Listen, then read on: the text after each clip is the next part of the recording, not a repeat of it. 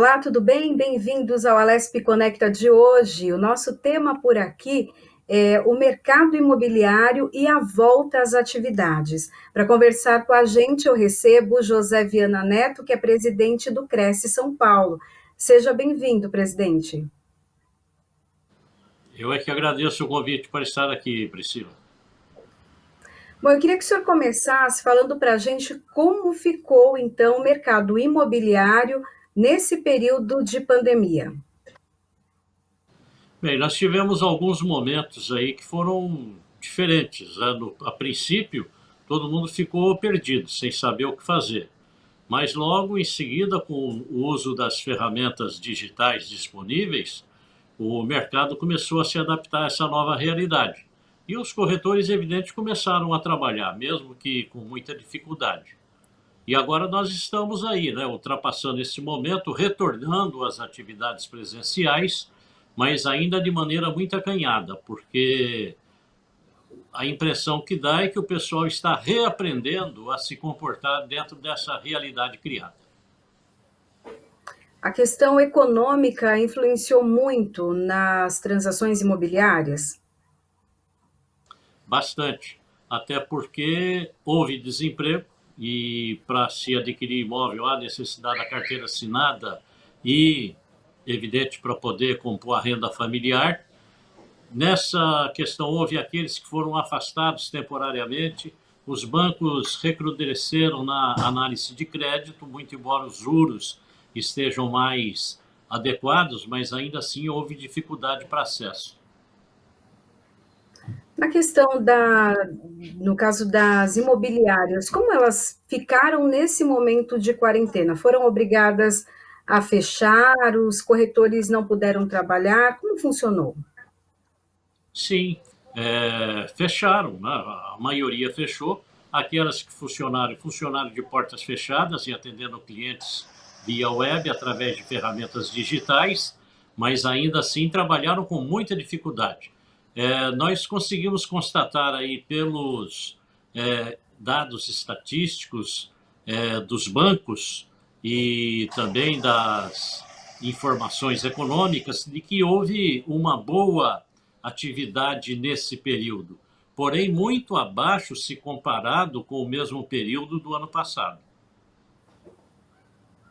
As imobiliárias ali, né, com porta aberta, ficaram fechadas, mas os corretores de imóveis puderam trabalhar nesse período, eles tiveram impedimentos, dificuldades.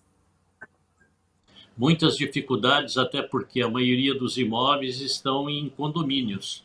E os condomínios, a maioria deles fixaram normas de não atendimento e não permitir a entrada de corretores de imóveis ou pessoas estranhas à massa condominial.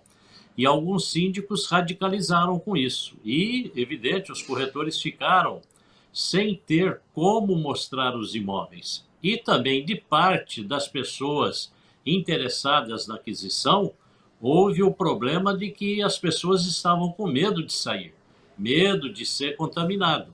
E isso ainda permanece, né? Então, realmente traz dificuldades. O senhor falou da questão do endurecimento de alguns síndicos, né, em relação à visita aos imóveis, e alguns até proibiram mudanças. Isso é legal? Pode? Olha, aquilo que a massa condominial decide na sua área interna, evidentemente que é lei para eles e tem que prevalecer. Afinal de contas, estamos conversando a respeito da nossa casa, né? Dentro de casa, quem manda somos nós. Evidente que existe uma legislação que regulamenta o condomínio, porém, aos síndicos foi dada uma autoridade de controle. Os próprios condôminos proporcionaram isso. Dificilmente, em alguma assembleia, houve a decisão de deixar tudo livre, tudo aberto. Isso eu nem tenho notícia de que tenha ocorrido alguma nesse sentido. Sempre foi no sentido de criar dificuldades de ingresso de prestadores de serviço, de pessoas de fora, entregadores. Muitos prédios proibiram a entrada de empregados domésticos, de encanador, pintor, não puderam exercer atividade nesse período. E assim foi também com os corretores de imóveis. principalmente quando a unidade que está sendo comercializada o proprietário não mora nela, aí fica mais difícil ainda. Porque quando o proprietário é residente, fica fácil, porque ele mesmo desce na portaria e acompanha a pessoa para entrar. Então, assim consegue se resolver. Mas quando a unidade está vazia, depende exclusivamente da autorização do síndico. E muitos síndicos radicalizaram. Nós temos um caso aí muito interessante na reunião dos Jardins em São Paulo, onde um casal de diplomata alugou um imóvel e não pôde mudar para o imóvel por um período superior a 30 dias, porque o síndico não permitia a entrada. Então chegou a esse ponto. Houve aí, em algumas pontuações, um exagero muito grande na contenção de entrada de pessoas no prédio. E daí, se isso acontecer, o que que tanto o corretor de imóveis pode fazer, quanto também a pessoa que gostaria de se mudar? Ela abre um processo ou não? Ela tem que esperar?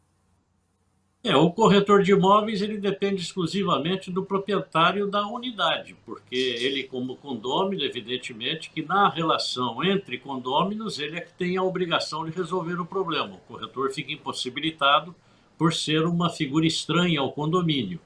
É uma pessoa que aluga um imóvel e é impedido de entrar no prédio, aí evidente que tem que socorrer da justiça buscar uma liminar. E nesse caso, evidentemente, o corretor que fez a locação, a imobiliária que fez aquela locação, evidente que vai ter a responsabilidade de cuidar do assunto, porque afinal de contas, ele é que alugou. Nesse momento de pandemia, os corretores precisaram se reinventar. E qual é o papel do corretor de imóveis? Olha, os corretores de imóveis tiveram um papel muito importante, principalmente nos imóveis alugados.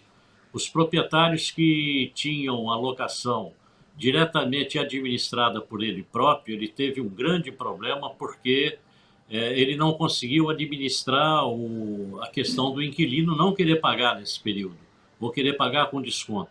Então não havia ninguém para negociar por ele, não havia ninguém para poder traçar um parâmetro, uma discussão. E aqueles que têm os seus imóveis administrados por imobiliárias e corretores, eles contam com a assessoria do corretor de imóveis, da imobiliária, para fazer a negociação. E com isso, é evidente que o resultado é muito melhor.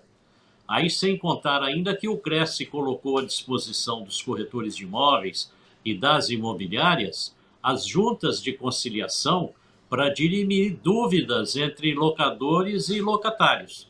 Então, quando as partes estão litigando, não quer pagar, o outro não quer deixar de receber, o corretor de imóveis pode requerer a assistência das juntas de conciliação do Cresce, que vão convidar as partes litigantes para tentar chegar a um acordo, evitando que se crie ali um impasse judicial.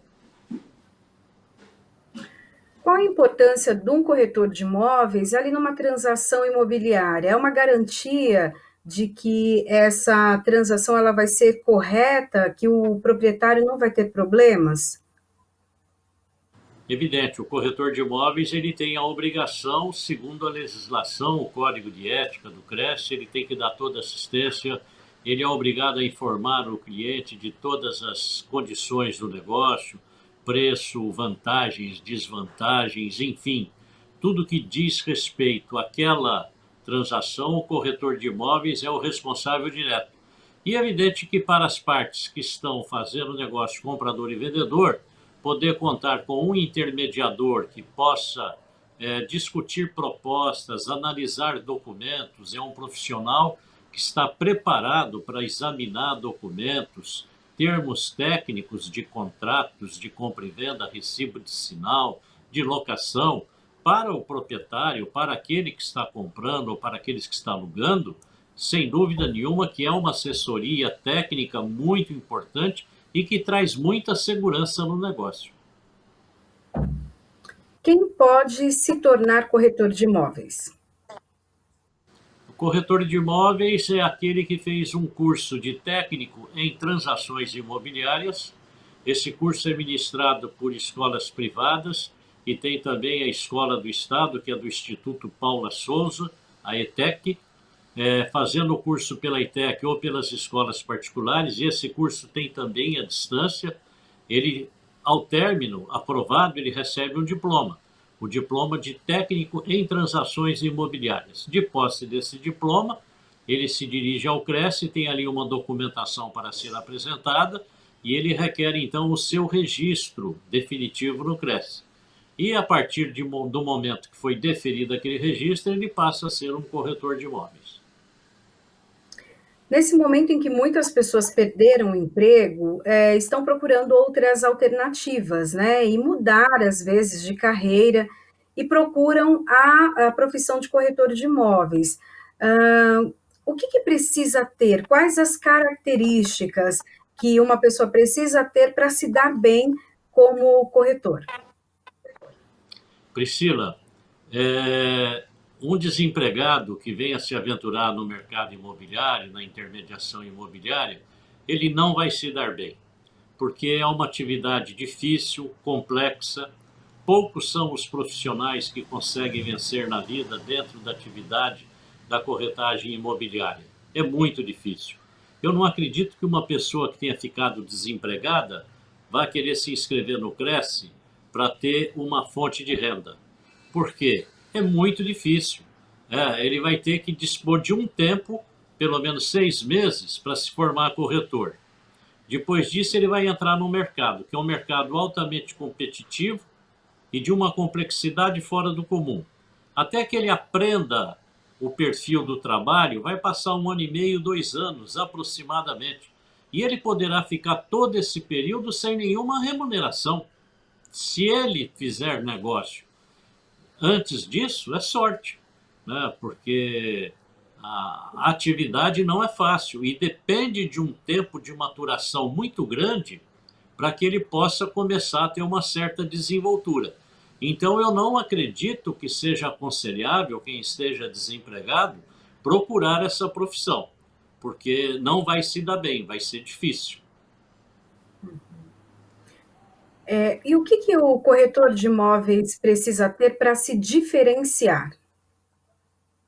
Bem, o corretor de imóveis, antes de mais nada, ele tem que ser comunicativo, tem que ser uma pessoa totalmente flexível, porque aquele que trabalha atendendo diversos públicos de diversas camadas sociais, ele não pode ter uma preferência esportiva, política, religiosa. Tem que ser uma pessoa totalmente isenta de qualquer tipo de opinião nesse sentido, porque ele vai atender pessoas de toda a natureza, de todos os níveis socioeconômicos e culturais. Então, ele tem que estar muito bem preparado para poder se deparar com essas diferenças. A comunicabilidade, sem dúvida nenhuma, é um dos aspectos importantes para poder trazer a confiança às partes que estão contratando. Sem confiança, ninguém faz negócio. E o conhecimento técnico, tem que se dedicar a conhecer direito imobiliário, desenho arquitetônico. Língua portuguesa é importantíssima para poder desenvolver os contratos que são necessários.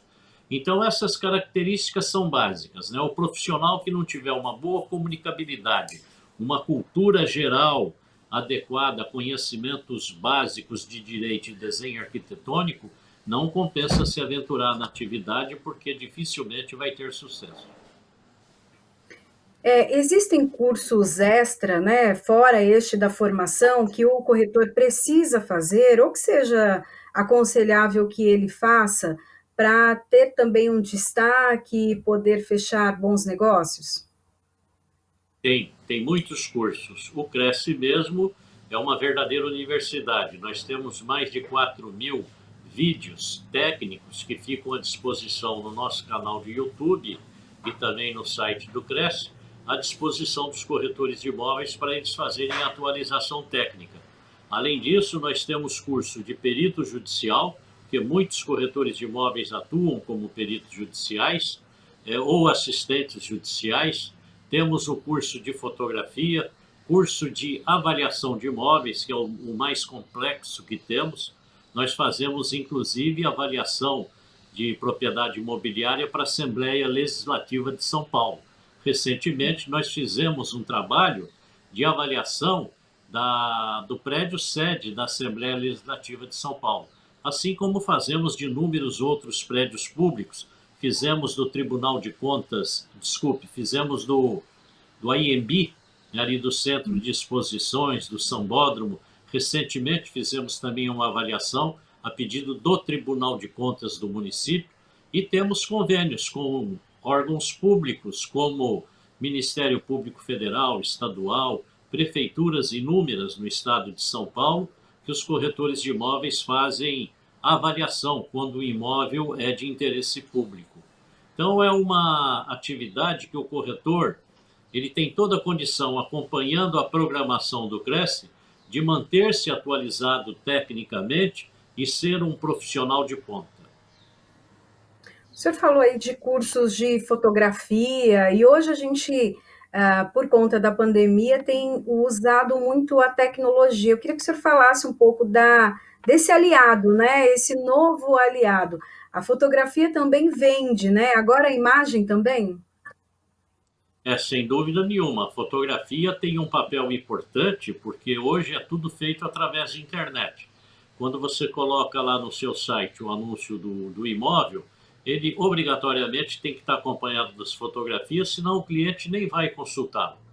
Agora, as fotografias, ela não é para ajudar a vender, porque fica até difícil. A fotografia ela tem que ser muito realista, porque da mesma forma que ela pode gerar uma má impressão, o que não seria verdade, estando pessoalmente no imóvel, ela pode gerar um efeito positivo acima daquilo que é a realidade. E aí, quando o cliente chega lá no imóvel, ele tem um choque.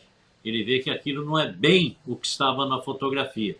Então, o corretor ele tem que ter uma noção muito clara de como ele vai mostrar o imóvel, porque não adianta enfeitar demais para quando o cliente chega na hora de fechar o negócio, ele tem uma decepção. E a fotografia, então, tem que ser muito realista.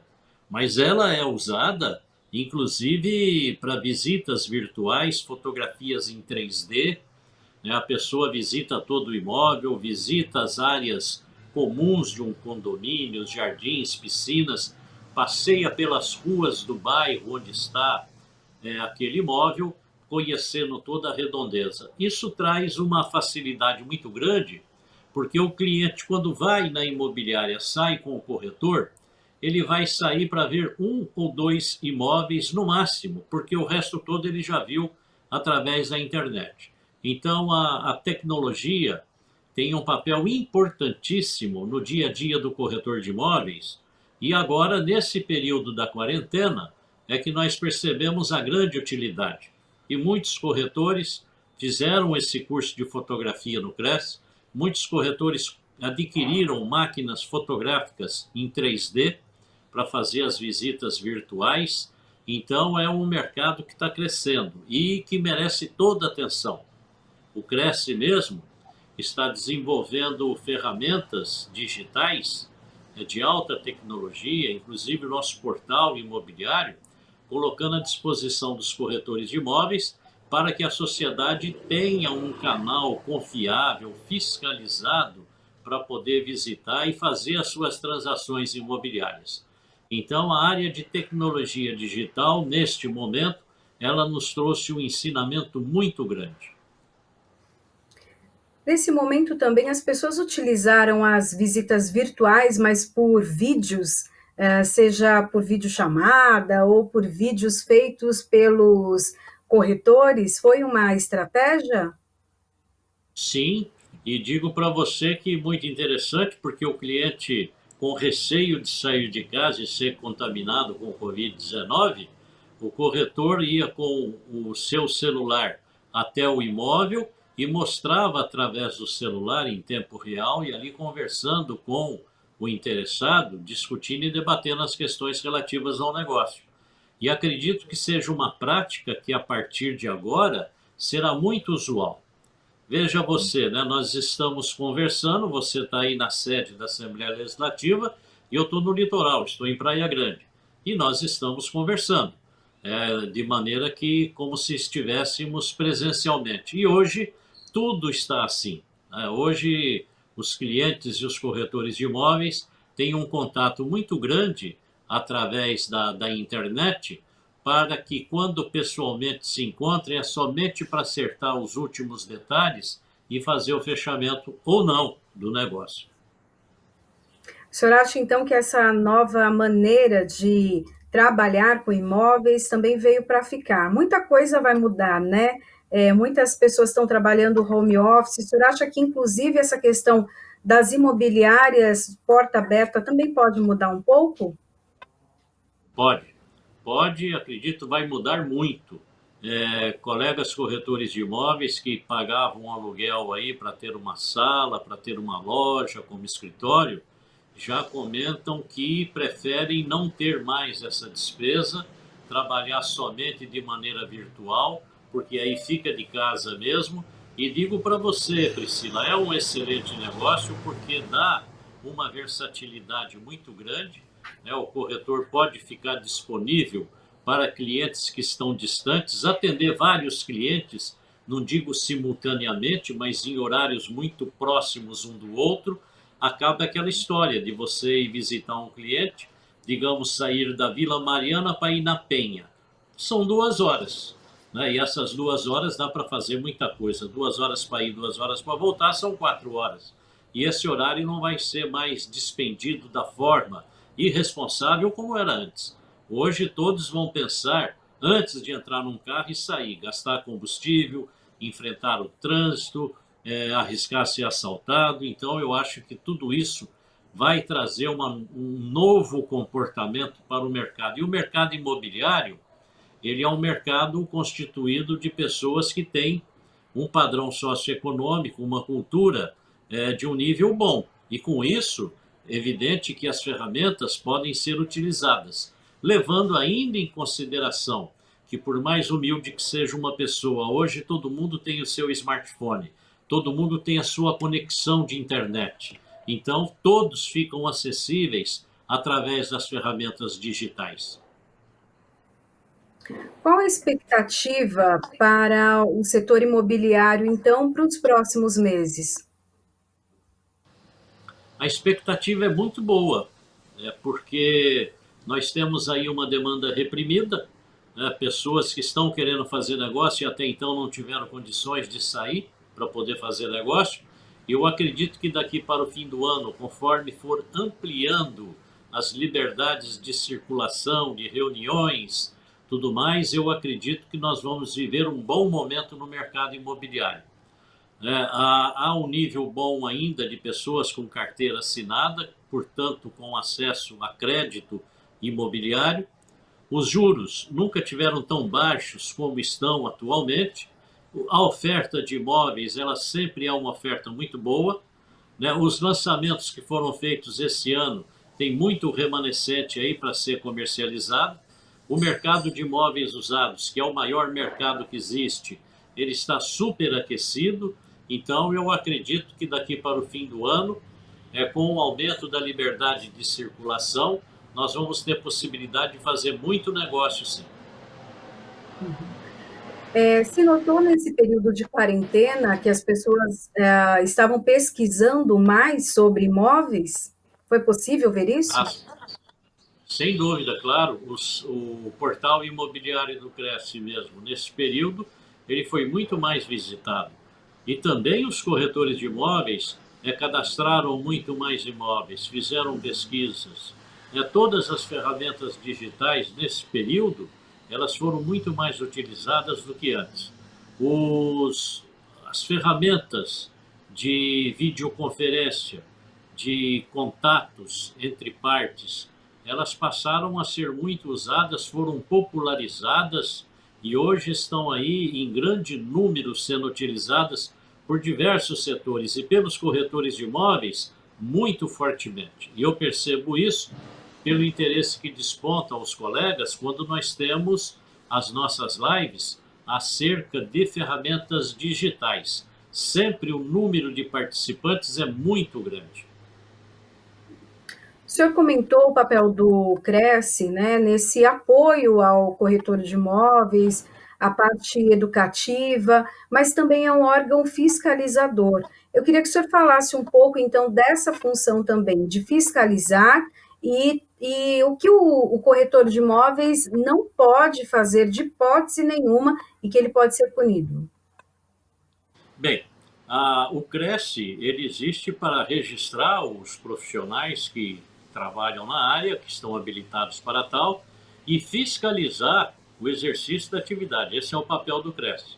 Porém, a legislação nos permite investir 5% dos recursos arrecadados na área de atualização técnica dos profissionais. Por isso, nós temos tantos cursos, né? A lei nos permite investir uma parte dos recursos nessa atualização. E os corretores de imóveis estão submetidos a um código de ética. Eu não te digo que é um código de ética muito severo, como também não é um código de ética permissivo.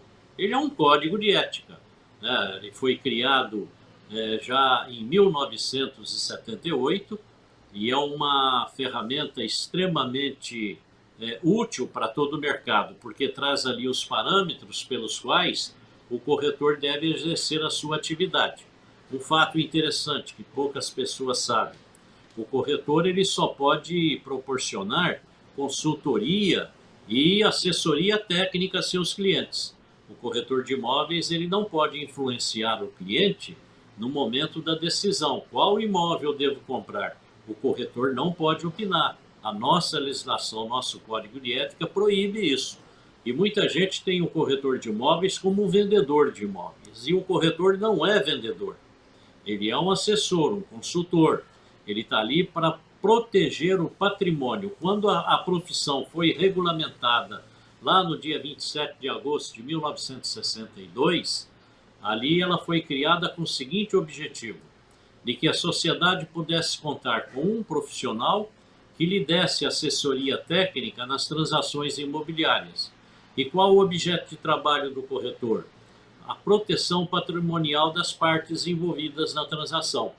E aqui no Brasil é muito difícil a profissão de corretor de imóveis, porque nós trabalhamos para quem compra e trabalhamos também para quem vende. Então nós trabalhamos com pessoas que têm interesses antagônicos. Aquele que compra quer comprar pelo menor preço possível e o que vende quer vender pelo maior preço possível. E aí é que está a importância do corretor. O corretor está entre essas duas partes para oferecer a assessoria técnica a ambos e evitar aquele que vende conseguir mais do que vale e aquele que compra pagar menos do que vale. E é um trabalho dificílimo, porque nós estamos submetidos a toda a legislação. Então, o corretor ele não pode, de maneira nenhuma, suprimir informação de qualquer uma das partes. E se ele o fizer, tem o artigo 723 do Código Civil Brasileiro, que dá a ele toda a responsabilidade sobre todos os aspectos da transação. E caso ele não observe esse artigo com a atenção devida, ele poderá no futuro responder por perdas e danos, tanto por parte de quem compra como por parte de quem vende, aquele que se sentir prejudicado. Então, a presença do corretor de imóveis numa transação, ela é muito importante porque significa segurança patrimonial para as partes envolvidas. E o corretor de imóveis trabalha com valores altamente expressivos para qualquer uma das partes. Normalmente, a maioria das pessoas, quando está fazendo um negócio imobiliário, ele está ali lidando com valores que ele conseguiu amealhar ao longo de uma vida. Ele economizou com roupa, passeio, com alimento, com escola para os filhos, economizou com uma série de coisas importantes no seu dia a dia para conseguir aqueles recursos e fazer um negócio.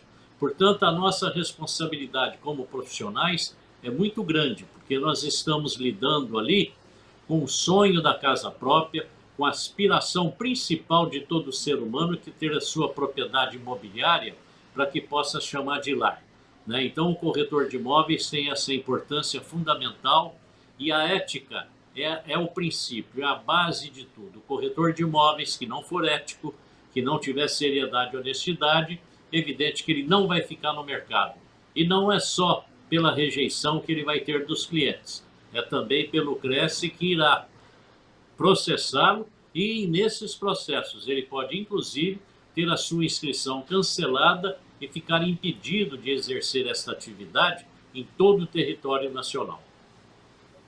Bom, eu agradeço então a participação de José Viana Neto, presidente do Cresce São Paulo, que falou para a gente então sobre essa volta também das atividades das imobiliárias e o aquecimento do setor imobiliário. Muito obrigada. Priscila, eu é que agradeço a Assembleia Legislativa de São Paulo, a TV Assembleia, e coloco-me sempre à disposição naquilo que for necessário. Muito obrigado. Obrigada. Esse foi o Alesp Conecta de hoje. Para rever os nossos programas é só acessar o YouTube da Rede Alesp. Até o próximo programa. Tchau, tchau.